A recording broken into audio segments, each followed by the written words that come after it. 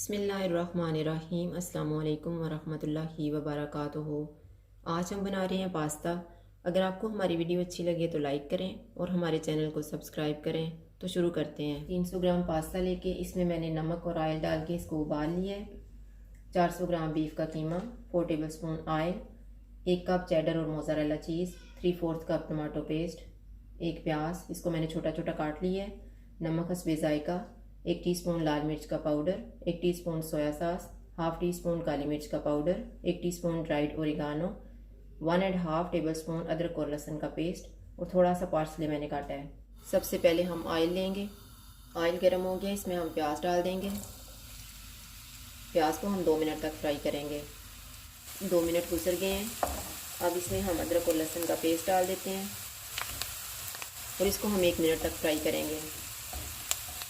अब इसमें हम कीमा डाल देते हैं। कीमे को हम इतना पकाएंगे कि इसका अपना पानी ड्राई हो जाए। कीमे का पानी ड्राई हो गया। अब इसमें हम टमाटो पेस्ट डालेंगे, इसको हम मिक्स कर लेंगे। लाल मिर्च का पाउडर डालेंगे, नमक, सोया सॉस, काली मिर्च का पाउडर, ओरिगानो। अब इनको हम भूनेंगे 3-4 मिनट तक। 4 मिनट गुजर गए हैं।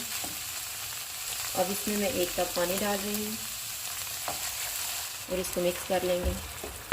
चूल्हे को बिल्कुल कम कर देंगे और इसको ऊपर से ढाँप देंगे 15 मिनट के लिए।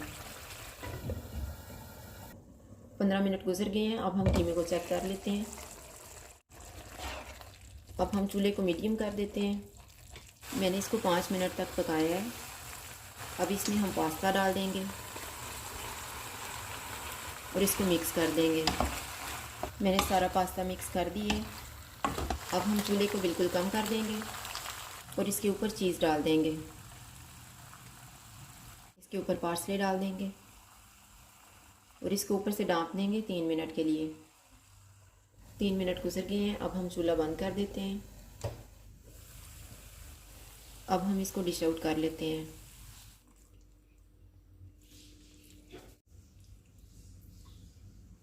पास्ता तैयार हो गया है। अगर आपको हमारी वीडियो अच्छी लगे तो लाइक करें और हमारे चैनल को सब्सक्राइब करें। शुक्रिया। अल्लाह हाफ़िज़।